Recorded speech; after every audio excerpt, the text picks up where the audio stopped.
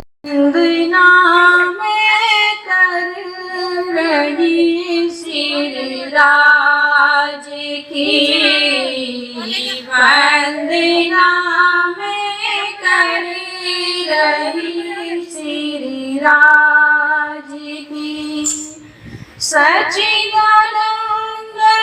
प्राण के आधार की, वंदना मैं कर रही सिरराज की, वंदना मैं कर रही सिरराज की। छरिया चर से वो निज धाम है, छरिया चर से वो निज धाम है।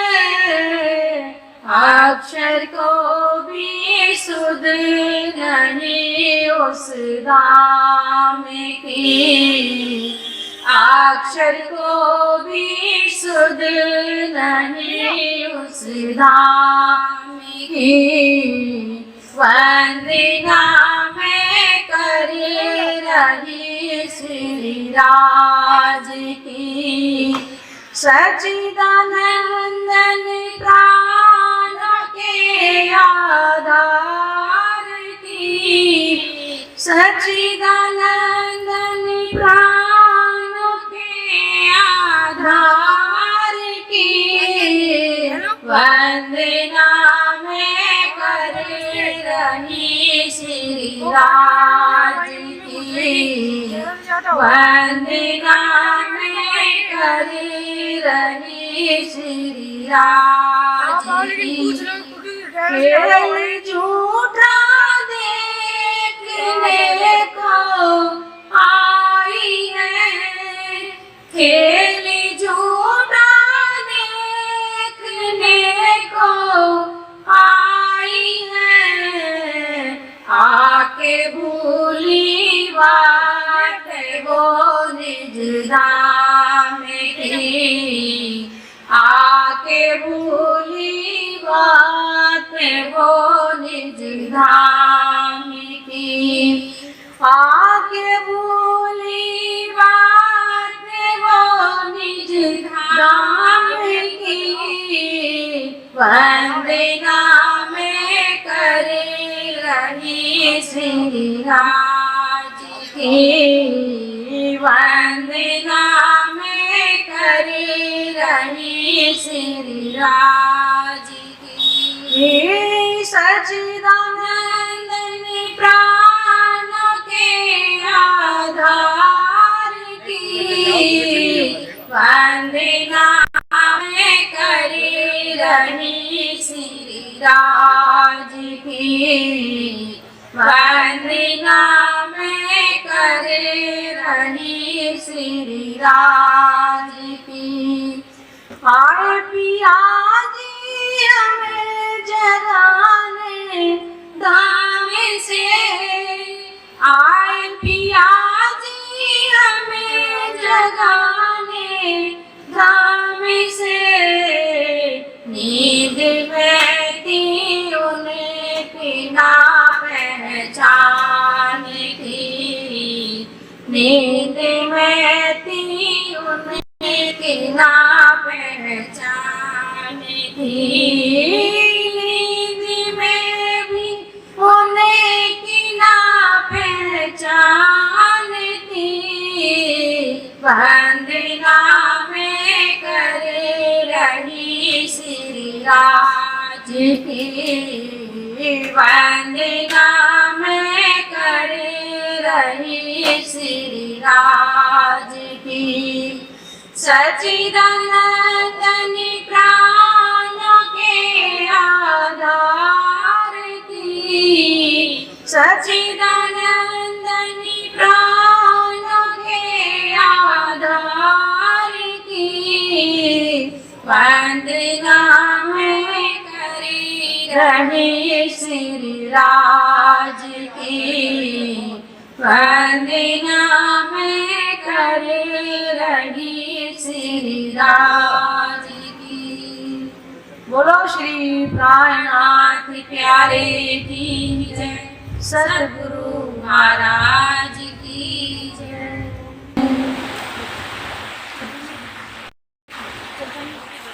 अभी ये वंदना हमने करी थी पहले सच्चिदानंदन प्राणों के आधार की।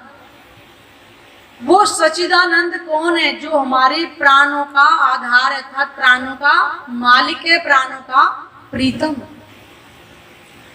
आज कौन कहता है कि सच्चिदानंद परमात्मा कहाँ रहता है, वो कैसा है?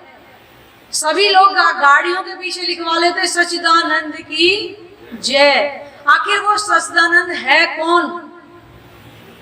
इस संसार में तो कोई सत्य न चेतन न कोई आनंदमय है, तो वो परमात्मा है कहाँ फिर, जिसकी हम दुनिया बोलते सच्चिदानंद की जय। आज इस मंच पर वो सच्चिदानंद कौन है, वो कहाँ रहता है, आज उसकी पहचान हम यहाँ पर करेंगे। कह रहे क्षर अक्षर से न्यारा वो निज धाम है। यानी क्षर का मतलब है कि जो चीज बन करके मिट जाए उसको कहते हैं क्षर। ये 14 लोक का जो ब्रह्मांड है ये सारा नाशवान है। भागवत पुराण के अंदर लिखा हुआ है महाप्रलय में पाताल से वैकुंठ तक सब कुछ समाप्त हो जाएगा। तो क्षर अक्षर यानी कि 14 लोक से ऊपर है वो अक्षरधाम, जिसको योग माया का ब्रह्मांड कहते हैं, अक्षरधाम का ठिकाना भी बोलते हैं। क्षर अक्षर से न्यारा वो निज धाम है जहां परमात्मा अपनी आत्माओं के साथ रहते हैं। उस सच्चिदानंद की हम यहाँ पर आज पहचान करेंगे। अक्षर को भी शुद्ध नहीं, उस धाम की, अक्षरधाम के अंदर अक्षर भगवान जहाँ रहते हैं, लेकिन परम धाम के अंदर जहाँ आत्मा परमात्मा जहाँ रहते हैं, जिसको हम रंग महल बोलते हैं, दिव्यपुर धाम भी बोलते हैं। ये ले जाओ। अक्षर भगवान को भी ये नहीं पता था कि वो प्रेम में जो लीला है वो आत्मा परमात्मा की क्या होती है। क्षर अक्षर से न्यारा वो निज धाम है, जिसको अक्षर ब्रह्म कभी नहीं जान पाए थे। इसी कारण से अक्षर भगवान को भी संसार में ला करके वो परम धाम की पहचान करा रहे हैं कि वो आत्मा परमात्मा जहां प्रेम का स्वरूप उनका विराजमान है, इस संसार में ला करके उनको यहाँ पहचान कराई। खेल झूठा देखने को आई है। परम धाम के अंदर आत्मा परमात्मा जहां रहते हैं वो प्रेम के अलावा, आनंद के अलावा, सुख के अलावा और कुछ है ही नहीं। इसी कारण से इस संसार के अंदर आत्माएं खेल देखने के आई है, क्योंकि ये संसार का खेल क्या है? झूठा है। झूठ का मतलब जो बन करके मिट जाए। अक्षर भगवान के एक ही इशारे से ऐसे करोड़ों ब्रह्मांड एक पल में बनते और मिट जाते हैं। आत्माओं ने परमधाम के अंदर कभी दुख नहीं देखा था। परमात्मा ने कहा कि मैं तुम्हें एक ऐसा खेल दिखाऊंगा जहां पर लोग जन्म मरण होता है, लड़ाई झगड़े होते हैं। आत्मा ने पूछा कि वो कैसा संसार है, तो उन्होंने कहा था कि उस खेल को हम देखना चाहती हैं। तो उन्हें कहा था कि ठीक है, मैं तुम्हें उस खेल को दिखाऊंगा यहीं बैठे बैठे। तेरे अपने से अलग तो नहीं करोगे? कह रहे नहीं, बैठो मेरे चरणों के पास। वो आत्माएं आज भी चरणों में ही विराजमान होकर इस खेल को देख रही हैं। तो उनका अपने से अलग तो नहीं करोगे? नहीं, अलग नहीं करूंगा, मेरे से ही बैठ करके इस खेल को देख रही हो। परमधाम के अंदर ही आत्माएं बैठी इस नश्वर जगत के खेल को वहीं पर बैठे देख रही है, अनुभव करिए कि कैसे ही संसार में सबका जन्म होता है, सबका मरण होता है, कैसे आपस में लड़ाई झगड़े होते हैं। आज इस संसार के अंदर इतना कलह कलेश क्यों हो रहा है? क्योंकि कलयुग की पहचान भागवत पुराण के अंदर भी लिखी हुई है। इस झूठे खेल को बैठी परमधाम के अंदर ही आत्माएं देख रही हैं कि कैसे आज इस संसार में त्राही त्राही हो रही है। वही इस खेल का अनुभव कर रही हैं। जैसे हम रात को बिस्तर पर लेटते हैं और बेड लेट के क्या देखते हैं, सपना देखते हैं, और सपने में हम क्या सोए हुए हैं, हम अपने बरेली में सोए हुए हैं और हमारा ध्यान किसी और दूसरे शहर में चला जाता है। जब हम बिस्तर पर उठेंगे तो हम बरेली में ही उठेंगे। ऐसे ही आत्माएं परमधाम के अंदर अपने आप को परमधाम में बैठकर ही संसार में बैठे अनुभव कर रही है कि संसार में हम आई हुई हैं और बिरला बिरला तनु के अंदर आज पहचान लेकर बैठी, मेरा ये नाम है, मेरा वो नाम है। जब वो परमधाम के अंदर जागृत होंगी तो ये संसार समाप्त हो जाएगा, ना कुछ नाम रहेगा ना कुछ धाम रहेगा, वो परमधाम को ही प्राप्त होगा। वहीं बैठे बैठे झूठे खेल को देख रही हैं। आके भूली बातें वो निज धाम की, वो परम धाम की बातों को भूल गई कि हम आत्मा हैं, वो अपने आप को भूल गई और हमारा निस्वरूप क्या है और हमारा धाम, हमारी लीला वो क्या है, संसार में आकर के सब कुछ भूल गई। परमात्मा ने पहले ही आत्माओं से कहा था कि जिस संसार में तुम खेल देखने जा रही हो, तुम अपने आप को भी भूलोगी, मुझे भी भूल जाओगी। तब उन्होंने कहा था कि ऐसा तो हो ही नहीं सकता कि हम आपको एक पल भी नहीं भूल सकते।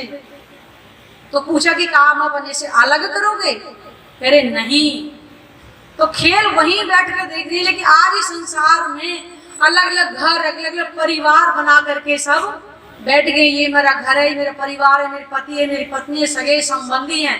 और उस सच्चिदानंद प्राणनाथ जिसको हम बोल रहे हैं अपने प्राणों का प्रीतम, जिसको अक्षर ब्रह्म पूर्ण परमात्मा बोलते हैं, उस परमात्मा को भूल गए कि उससे भी हमारा कोई संबंध है। केवल यही के सगे संबंधियों में ही भूल गए कि यही हमारा कुटुंब परिवार। आज झूठ में इतनी मगन हो गई कि उन्हें उस सच्चिदानंद परमात्मा की सपने में भी याद नहीं आ रही है। झूठा लगेगा मीठा, झूठा कुटुंब परिवार, यहाँ का झूठा ही सबको मीठा लगेगा, लगेगा ये कुटुंब परिवार हमारा सदा से है।